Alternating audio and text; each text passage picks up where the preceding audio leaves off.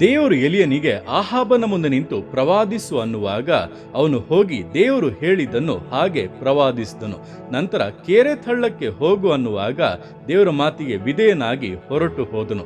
ನಂತರ ಚಾರಫ್ತಾ ಊರಿನ ವಿಧವೆ ಮನೆಗೆ ಹೋಗು ಅಂದಾಗಲೂ ವಿಧೇಯನಾಗಿ ಹೊರಟು ಹೋದನು. ಎಲಿಯನ ಜೀವಿತದಲ್ಲಿ ದೇವರು ಏನೇ ಹೇಳಿದರೂ ಕೂಡ ಅವನು ಅದಕ್ಕೆ ಪೂರ್ಣ ವಿಧೇಯತೆಯಿಂದ ನಡೆದುಕೊಂಡನು. ಅದಕ್ಕೆ ಬಹಳ ಮುಖ್ಯವಾದಂಥ ಕಾರಣ, ಎಲಿಯನಲ್ಲಿ ಸ್ವಾರ್ಥ ಇರಲಿಲ್ಲ. ಅವನು ಯಾವುದೊಂದನ್ನು ಕೂಡ ತನ್ನ ಲಾಭಕ್ಕೋಸ್ಕರ ಮಾಡಲಿಲ್ಲ.